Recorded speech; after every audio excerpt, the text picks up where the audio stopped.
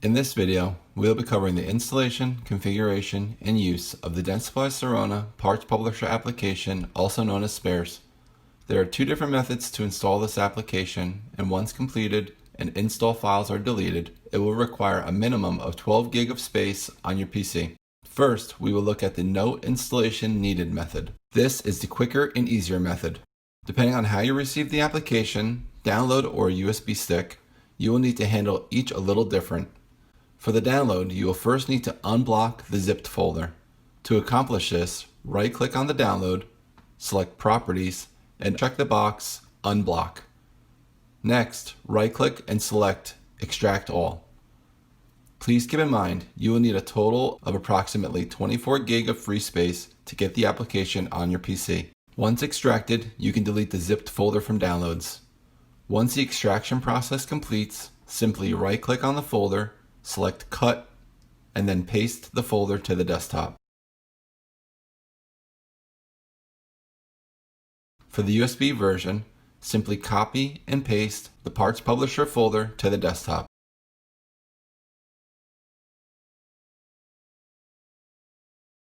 Open the Parts Publisher folder and locate the Start Batch file. Simply double-click to start the application. Do not attempt to right-click and perform a Run as Administrator, as you will receive the following error. If for some reason the batch file doesn't work or you are not allowed to run batch files on your PC, open the Spares folder, locate the PP Catalog executable, right-click and select Send to Desktop to create a shortcut link that you can launch the application from. The second method, the full installation, will take a little longer and may require administrator privileges to complete. Please keep in mind, this method may require up to 36 gig depending on how you obtain the software. Once installed, you can delete all unused folders. Open the Parts Publisher folder, open the Spares folder, browse to the Install executable and double-click. When prompted, select Install Catalog. From here, follow the prompts as seen.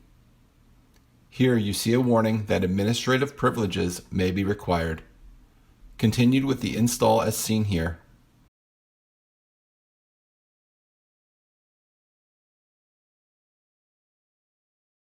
Here you can see the space required is 12 gig to install. The folder you are installing from is also 12 gig, as is the zipped download. So again, be cautious of space when using this method. The installation will take several minutes to complete. Whichever method you choose does not affect the operation of the software. We will now look at how to configure the Parts Publisher application. Be aware, the very first time you launch the application, you will be greeted with the following music. Depending on your speaker volume, it may come through very loud. The first thing you will need to change is the language of the application. You can accomplish this in two ways. You can either click on the flag in the lower left-hand corner, or you can click on the Options menu, select Sprachen, and change the language as seen. Having the latest version of the parts catalog and documentation is a critical part of providing the best service possible to the customer. So checking for updates on a regular basis is highly recommended. To perform this task, click on Options, Update, check for updates. If updates are found, make sure you're on a solid internet connection and click Start. The update process can take some time to complete and must not be interrupted.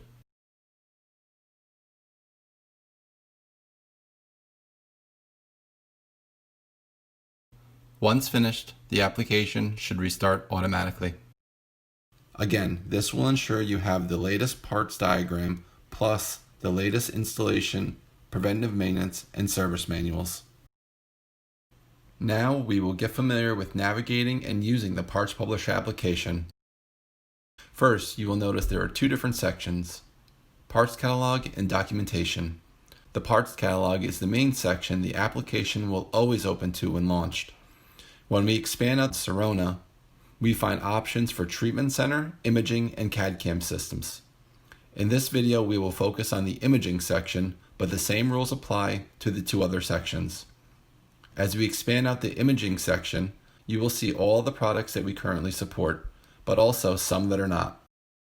Expanding out the newly released Axios Extraoral 2D3D unit, you will see a list of general locations for parts. Selecting the Basic Unit tab, you will see the first parts view. In this window, you can use your mouse scroll wheel or touchpad to pinch and zoom in and out. While zoomed in, clicking and holding the left mouse button will allow you to navigate through the image. Also, you can press, hold, and drag on a touchpad. Selecting one of the numbers in the diagram will show you the corresponding part number and description in the right panel window. Looking at the toolbar in the top left, using the plus and minus will zoom in and out. Pressing the 4 arrows pointing outward will reset your image view.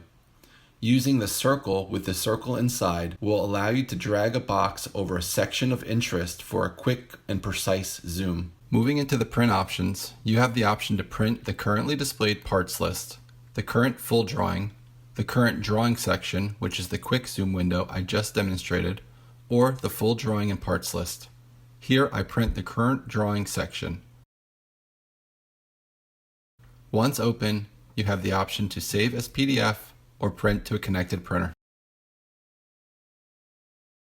Now, let's move on to using the search function. If you have a part number from a ticket and would like to see what product it pertains to, you can simply use the search box in the top right as seen. For this example, let's choose the Gigabit Media Converter. Be sure part number is selected. Once the search is performed, you can see 3 units share this part. Use the left and right arrows to scroll through the different corresponding units. Orthofos SL, Orthofos S, and Axios all share the Gigabit Media Converter. Going into the cable section, you will notice some cables are standalone and some cables can only be ordered as complete sets, such as the case here with the L83 cable. Here, you can see I use the quick zoom option to see which cables are included in the bundle, and once finished, I use the reset view option. Switching into the documentation section is as easy as clicking on the icon in the top left-hand corner. Please be aware that this section needs to have an Adobe PDF Viewer installed on the system. Expanding out Sirona will show all of the categories of equipment. Opening the X-Ray System section reveals all currently supported products. And then selecting the Axios, we can see all manuals associated with the unit. Installation requirements, inspection and maintenance, as well as the service manual would be some of the more utilized manuals. Opening the installation requirements, you can see everything needed to install this unit in an office is spelled out.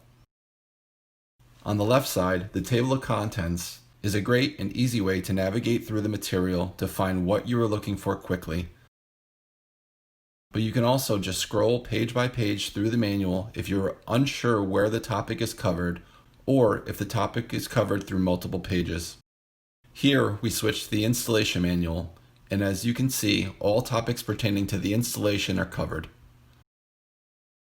Finally, switching to the service manual, we will get right to the point and find that error that is being displayed by the unit you are currently working on.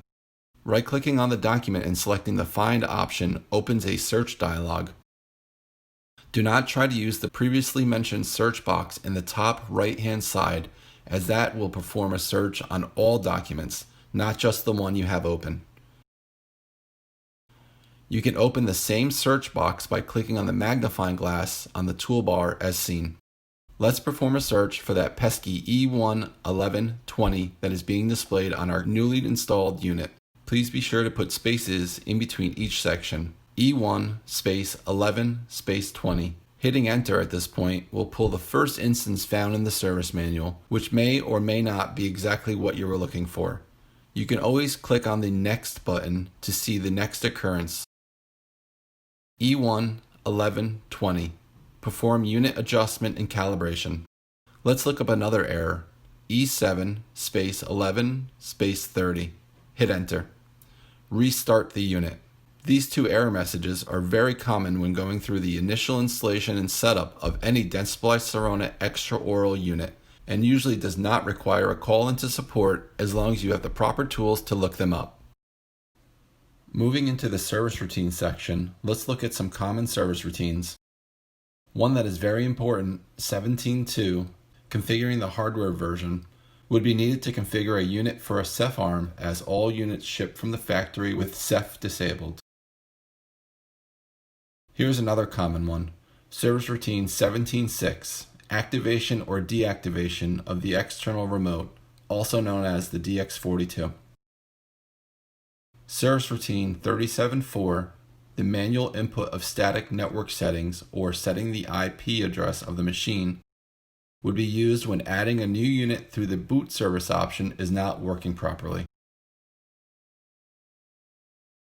To wrap up, the Parts Publisher application is a very powerful tool that all technicians should be familiar with, and when used correctly can save customers, dealers, and Dentsply Sirona technicians valuable time. Thank you for watching this video. We're looking forward to seeing you in one of our many training classes in Charlotte or in the field.